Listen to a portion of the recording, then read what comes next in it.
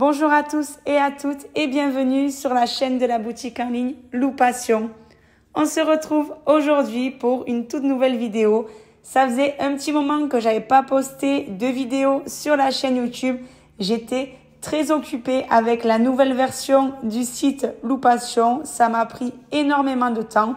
Je vais essayer dorénavant d'être beaucoup plus présente sur la chaîne YouTube et vous proposer divers tutos. Aujourd'hui, je vous propose de réaliser cette jolie pochette en Canva. Il m'a été beaucoup demandé par mail s'il n'y avait pas un tutoriel des toutes nouvelles pochettes Canva qu'on avait rentrées sur le site. Donc du coup, non, on n'en avait pas. Donc j'ai décidé de vous le réaliser. Si vous souhaitez nous montrer vos créations de pochettes, vous aussi, ou vos autres créations faites avec les articles de la boutique, n'hésitez pas à venir nous rejoindre sur notre groupe Facebook Loupassion Crochet Tricot et poster vos créations. Sans plus attendre, je vous propose de passer à la partie matériel pour réaliser cette jolie pochette. Pour réaliser cette pochette en Canva, j'ai utilisé le fil Dream. Vous verrez, il y a plusieurs coloris. Moi, j'ai choisi le Parme. J'adore cette couleur, elle est très actuelle. Du coup, j'ai craqué dessus et je me disais qu'avec le doré, c'était vraiment super sympa. Vous pouvez très bien aussi utiliser du raffia. J'ai vu une autre vidéo sur YouTube en raffia. J'ai adoré le résultat. J'ai choisi la Dream parce qu'au moins, ça peut faire été comme hiver. Vous pouvez aussi faire avec le Magic Bag qui peut très bien faire été comme hiver. Il faut vraiment que vous preniez un fil d'une épaisseur qui rentre dans les petits trous. Vous pourrez aussi prendre les lanas si vous voulez vraiment quelque chose de plus hivernal. Du coup, après, pour les après, j'ai choisi la grosse chaînette. Vous pouvez choisir d'autres chaînettes. Ça, c'est vraiment vous qui choisissez votre combinaison. Vous verrez après, j'ai fait un petit tuto pour vous montrer directement où vous pouvez trouver les liens de chaque vidéo ou de chaque modèle où vous avez les articles de la boutique et vous aurez tout de mis. Vous pourrez enlever, remettre. Je vous ai fait un petit tuto derrière, vous verrez ça. Donc, on revient aux accessoires. J'ai pris la petite chaînette, cette attache cartable, pareil, couleur modèle, vous verrez, il y a beaucoup de choses. Deux petits demi-lunes, de la doublure. Alors, c'est optionnel, vous n'êtes pas obligé. Si vous avez brodé assez proprement, ça ne sera pas obligatoire. Une petite paire de ciseaux, une aiguille passe-laine, des petits marqueurs, ça sera après pour le montage. Le canevas, la pochette, vous allez voir, vous avez deux dimensions. Celle qu'il vous faut, c'est la 45,2 par 41,5. C'est la plus grande. Si vous préférez une plus petite pochette, vous verrez, il y a une autre dimension. Et une petite règle ou un mètre de couturière. Donc voilà, j'ai fait le tour des accessoires. Je vous montre la petite partie tuto que j'ai fait. Pour retrouver les modèles, c'est très simple. Vous allez sur le site d'un modèle gratuit. Là, par exemple, j'ai fait un sac. Donc, du coup, vous allez dans la catégorie sac et pochette. Là, on peut retrouver le sac d'un ancien tutoriel que j'ai fait. On va en ajouter d'autres, c'est que le début. Donc, du coup, là, vous avez aussi les PDF papier. Comme vous pouvez voir, le kit pochette cérémonie. Vous rentrez, mettons, dans le tote bag. Vous avez déjà tous les articles. Vous n'avez plus qu'à supprimer ce que vous avez déjà. Donc, moi, j'ai déjà le crochet, les aiguilles, on va dire, et les marqueurs de maille. J'ai plus qu'à ajouter ce que j'ai gardé, donc le tricoton et les petits anneaux au panier. Et je vais retrouver mon panier sur le côté ici. Voilà, donc j'ai plus qu'à cliquer commander et passer ma commande. En conclusion, quand une vidéo sera postée sur YouTube, soit par la chaîne de la boutique en ligne, soit par une chaîne partenaire, vous pourrez trouver l'ensemble des tutoriels vidéo pas à pas sur la rubrique modèle du site. On rajoutera au fur et à mesure aussi des tutoriels PDF que vous pourrez télécharger gratuitement. Allez, c'est parti maintenant pour le tutoriel de la pochette.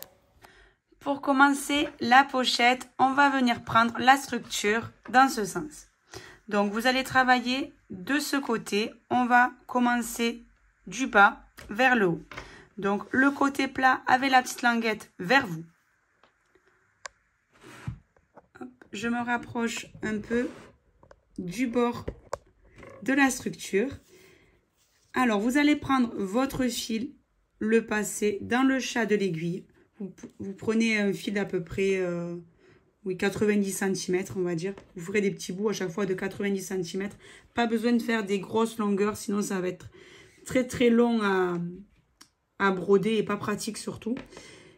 Et là, vous venez faire un nœud au bout de votre fil, voire un double nœud, afin que votre fil ne passe pas au travers des trous. Vous allez prendre donc le coin de votre structure et vous allez venir compter 5 cases. Donc, 1, 2, 3, 4, 5. Vous allez venir monter de 12 cases.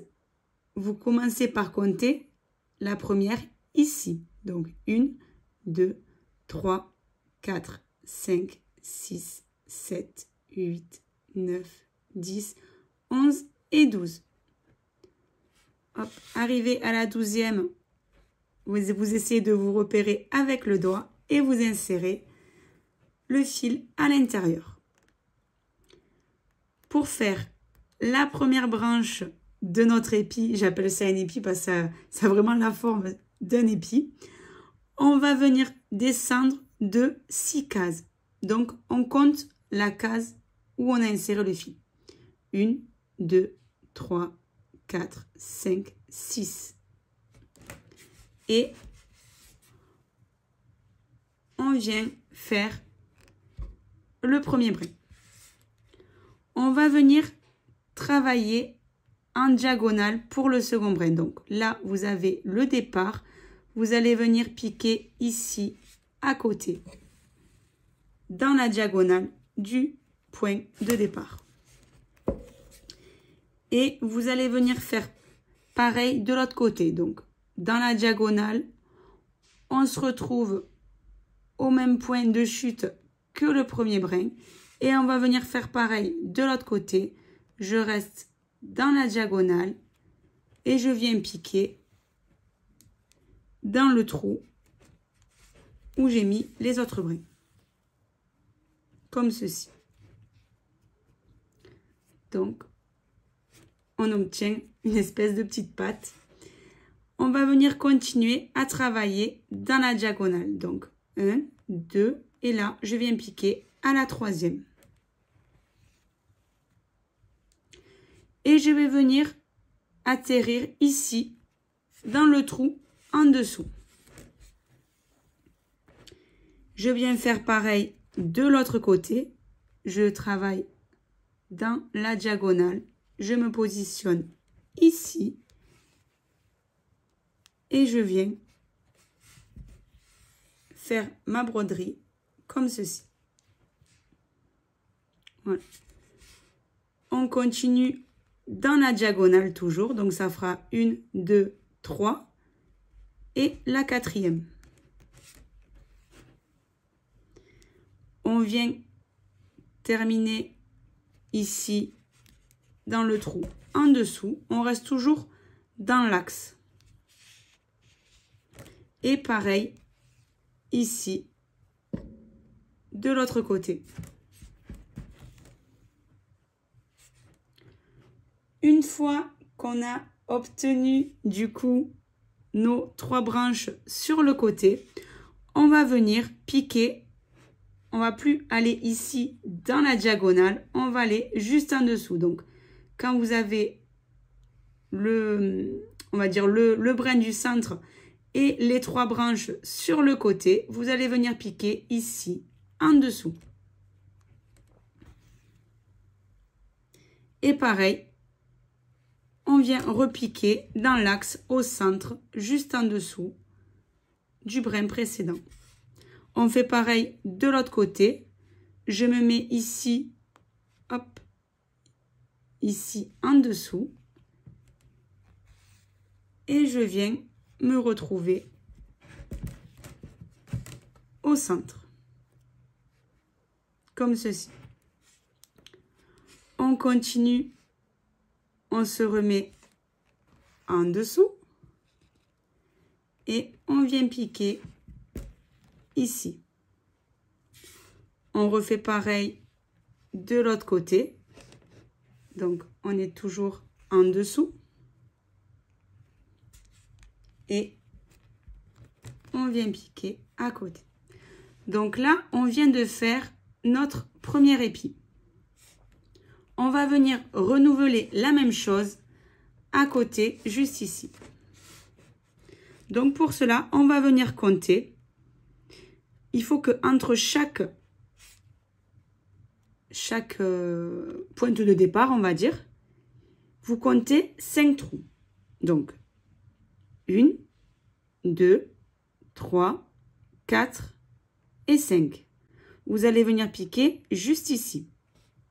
Bon, moi je me sers de mon doigt en point de repère. Et pareil, vous allez venir descendre de 6 cases. Bon là c'est assez facile, vous n'aurez pas besoin de compter. Juste où vous repérez, hop, à moi je fais ça avec l'aiguille, boum, je suis en face. Voilà, je me repère comme ça. Et pareil, là on vient travailler en diagonale. Donc je viens travailler ici, à côté, je descends en diagonale. Je fais pareil de l'autre côté, je descends en diagonale et je repique dans le même point. On se remet toujours dans la diagonale et on pique en dessous. On fait la même chose de l'autre côté.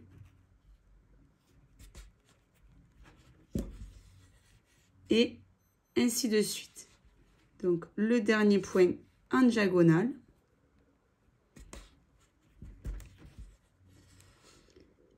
Voilà, donc si vous vous trompez, que vous avez mal compté, vous allez le voir de suite à partir de ce point.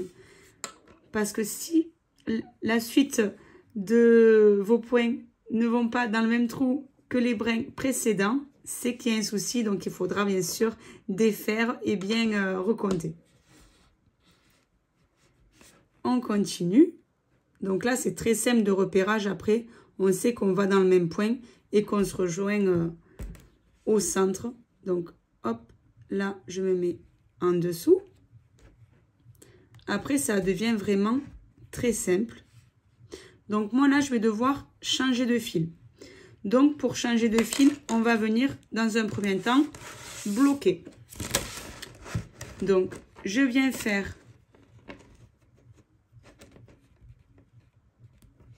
un premier nœud, bien à ras, et un second.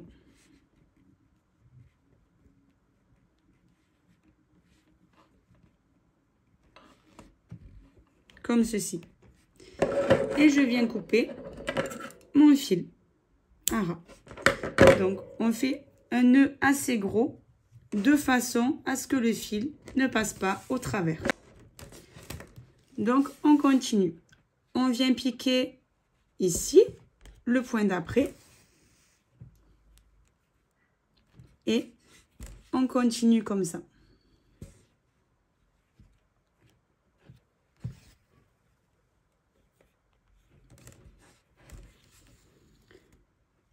Et on fait pareil. Et on fait pareil. On revient compter 1, 2, 3, 4, 5. Et on vient piquer au 6e. Vous descendez de 1, 2, 3, 4, 5, 6. Où vous servez de point de repère le brin précédent. Et vous continuez comme ceci. Voilà. Donc après, ça va devenir un automatisme. C'est juste au début qu'on a un peu de mal. J'avoue, moi aussi, au début, je comptais. Mais après, vraiment, ça devient un automatisme. Voilà. Donc, ce qu'on va faire, c'est que vous allez continuer la même chose. Et je vais faire pareil hors caméra jusqu'au bout. Et comme ça, je vous montrerai comment on fait le rang au-dessus. On vient de former nos 8 épis sur la première rangée. On va venir maintenant travailler sur la deuxième. Notre point de repère sera toujours, pour faire les rangées précédentes, le troisième brin du côté. Donc 1, 2, 3. On prendra toujours en repère ce brin-là. Et ici, on le retrouve au milieu. Donc le centre ici. Mais pour les bords, ça sera toujours comme ça. Parce que du coup, on n'a plus ce point de repère-là. Donc, à partir d'ici, vous allez venir compter 10. Donc, vous comptez le premier aussi. 1, 2, 3, 4, 5, 6, 7, 8, 9 et 10. Arrivé à 10, vous allez venir insérer l'aiguille et faire la même chose qu'on a fait ici. Donc, vous redescendez de 6. Vous comptez le premier. 1, 2, 3, 4, 5, 6. Et vous passez l'aiguille dans le trou. Et on vient faire pareil. On vient travailler en diagonale comme on a fait pour les épis précédents. La seule différence, c'est que vu que là, on se trouve sur le bord, on ne va pas pouvoir le travailler entièrement. Je vais vous expliquer de suite. Donc là, pour le prochain, on continue dans la diagonale. On fait pareil de l'autre côté.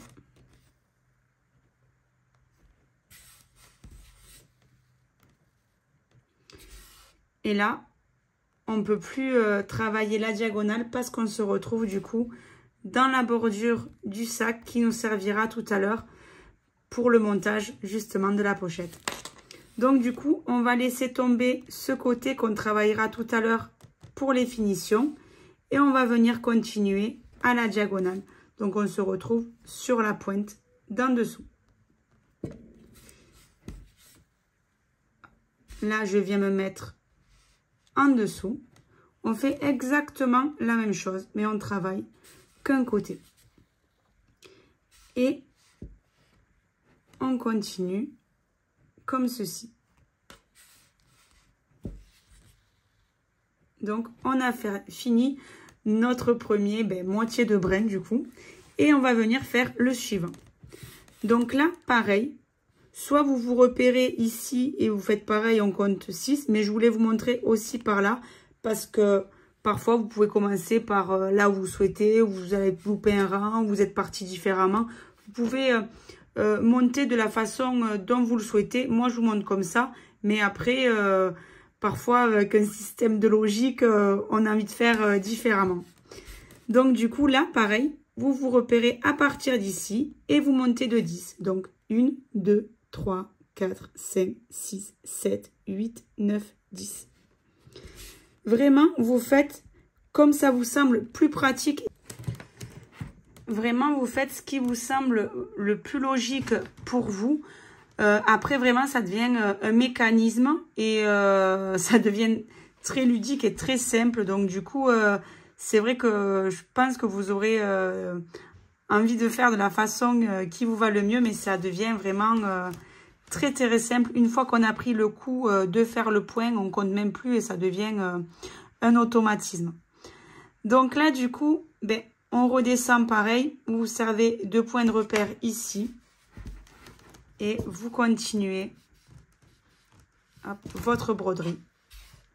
Voilà, c'est une fois qu'on a pris le coup, c'est vraiment très très simple.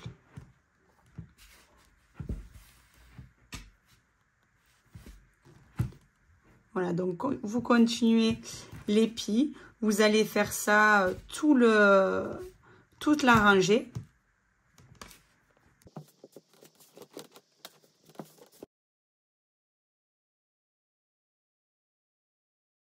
Et je finis avec le dernier point. Donc le dernier point, vous serez ici dans le milieu des 2 brins au cœur. Voilà, comme ceci. Donc là, vous allez continuer tout le long.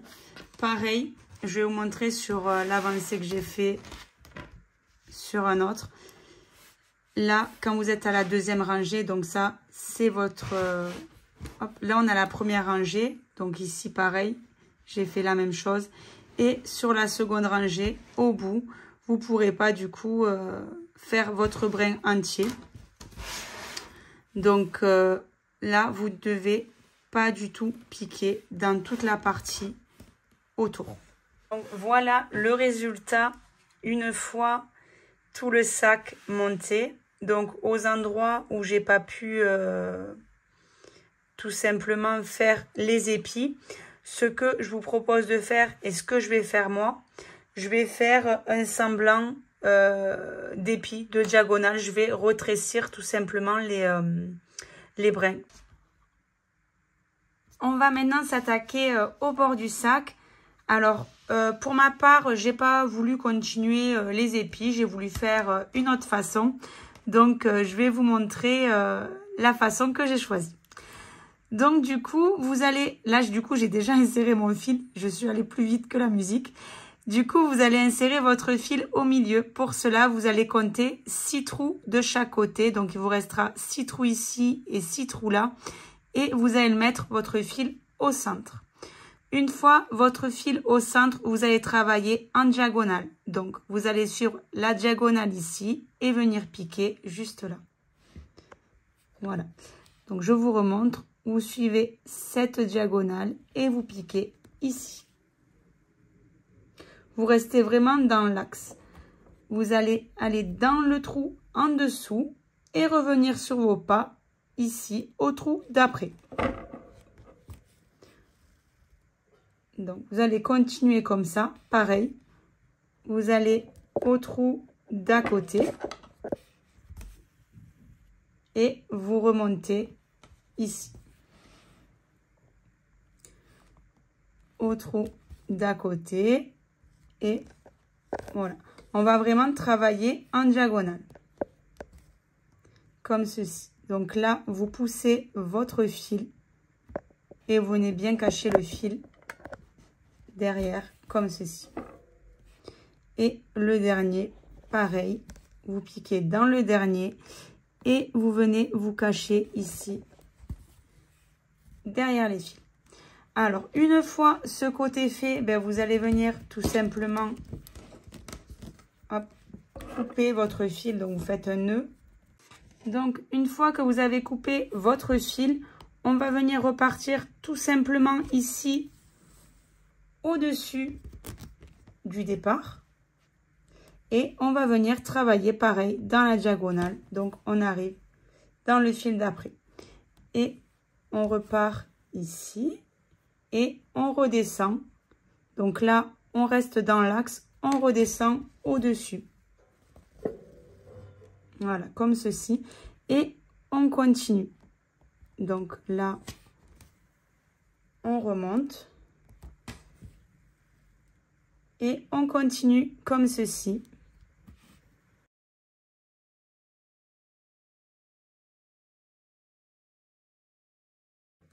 J'arrive au dernier point en haut.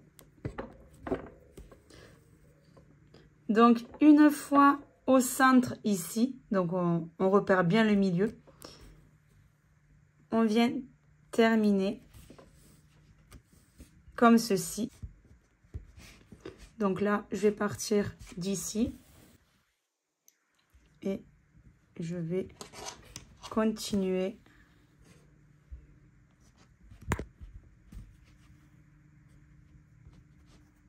comme ceci.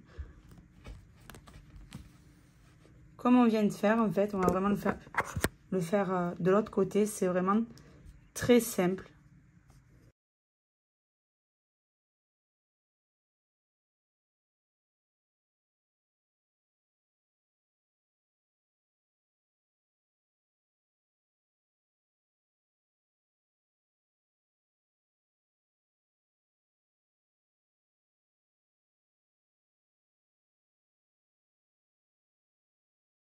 Donc, les deux côtés sont faits. On va s'attaquer maintenant aux finitions. Donc, moi, je vais faire des finitions au feeling, honnêtement. Quand je fais ce sac, je le fais à chaque fois que je me suis filmée, je l'ai fait a cappella avec vous. C'est vrai que je me suis inspirée de points que j'avais vus sur YouTube et sur Pinterest. Mais là, je le fais vraiment au feeling. Donc du coup, ce que je vous propose, c'est faire des diagonales comme ceci. Je trouve que ça sera plus joli la finition. Voilà. Donc je vais faire des diagonales comme j'ai fait pour le bord. Donc je vais remplir tous les trous comme ça, proprement. Voilà. Donc là, on va partir d'ici. Voilà, vous partez d'en dessous.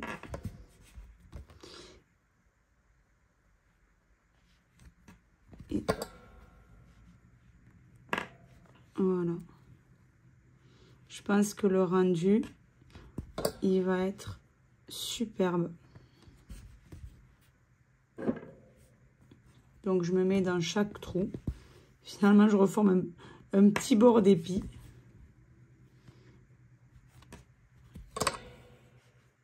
Voilà.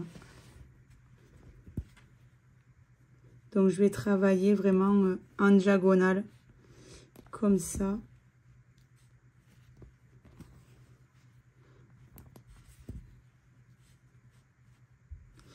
J'ai vu d'autres finitions droites, mais moi j'avais vraiment envie de faire autre. J'ai rien inventé avec ce sac, ça existait bien évidemment. Mais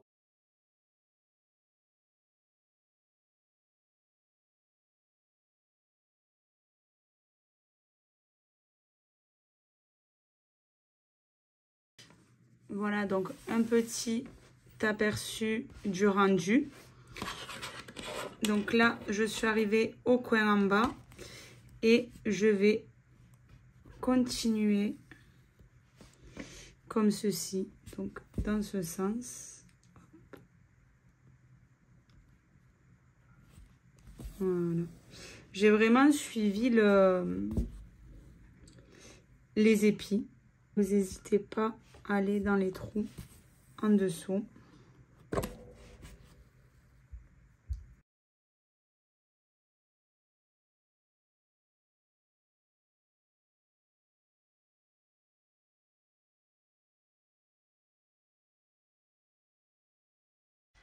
Je viens donc de finir la partie broderie sur la pochette plastique Canva. Et maintenant, je vais passer à la partie doublure. Donc, pour la partie doublure, je vais faire vraiment très simple. Je vais prendre ma doublure. Donc, moi, j'ai pris la couleur beige. Il me restait un petit bout. Donc, du coup, je vais venir dessiner tout simplement le contour de ma doublure directement. Et je vais venir la coudre à l'intérieur de ma pochette.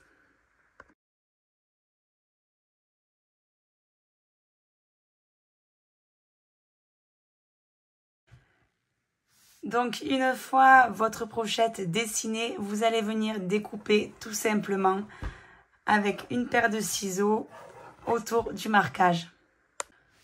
Voilà, donc une fois ma doublure découpée, je viens la poser.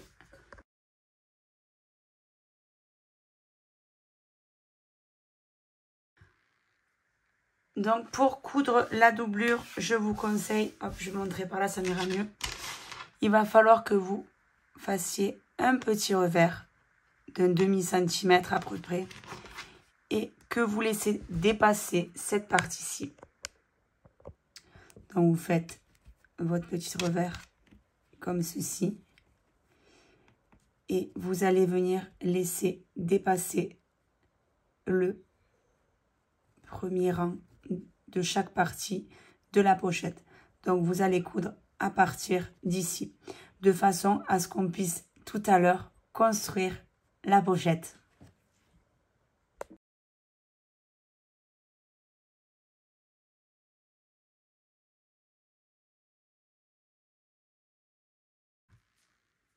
Pour la doublure, cela est totalement optionnel, vous n'êtes pas obligé de faire une doublure, vous pouvez aussi ne pas la coudre et très bien venir coller avec une colle à tissu directement votre tissu, ce qui sera beaucoup plus facile sur l'intérieur de la pochette. On va passer à la partie montage. Pour le montage de la pochette, vous allez tout simplement rabattre tous les bords de votre pochette. Et pour avoir une couture très facile, pour coudre bien les bords ensemble, vous allez venir monter votre pochette à l'aide de marqueurs. Donc voilà, je viens de mettre tous les petits marqueurs pour faire tenir ma structure. Vraiment, c'est très très simple. Il suffit de mettre, ça se monte tout seul en fait, ça se replie vraiment tout simplement. Il suffit de mettre chaque arête bord à bord. Et bien sûr, quand on va coudre, respectez bien le contour.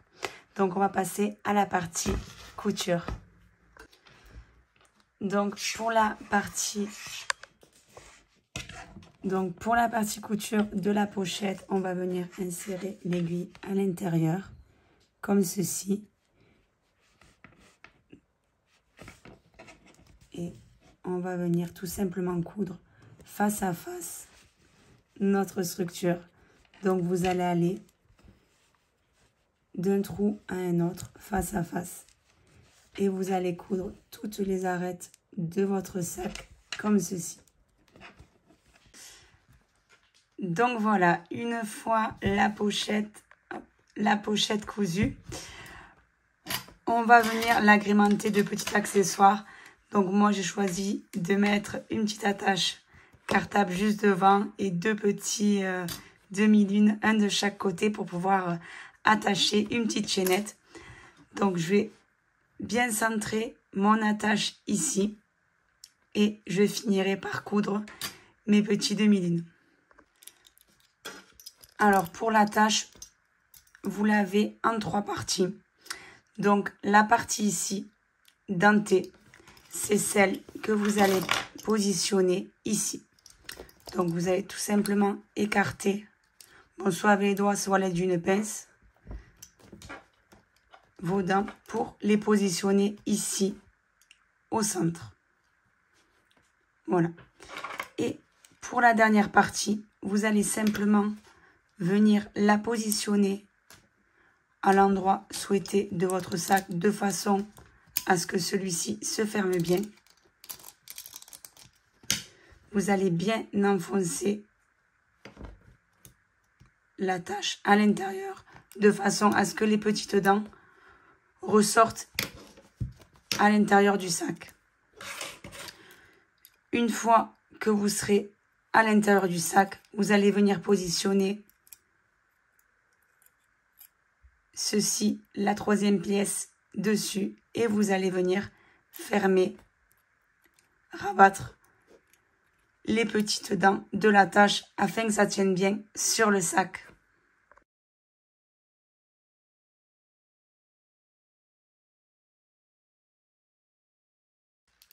Une fois notre petite attache mise, on va venir du coup l'ouvrir et on va coudre nos demi-lunes sur le côté. Donc moi je vais les positionner à peu près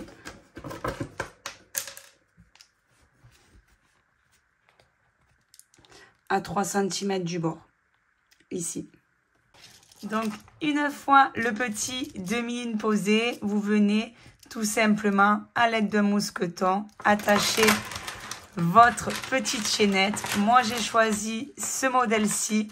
Vous verrez sur le site, il y a beaucoup de choix. Moi, j'ai opté pour cette combinaison. J'ai hâte de voir sur le groupe Loupation Crochet Tricot les combinaisons que vous avez choisies. Si vous avez préféré faire comme moi ou à votre goût, n'hésitez pas à venir partager. Ça me plaît énormément quand je vois vos créations. Voilà, ben je vous remercie d'avoir suivi cette vidéo jusqu'au bout et je vous retrouve très bientôt dans une prochaine vidéo. À bientôt.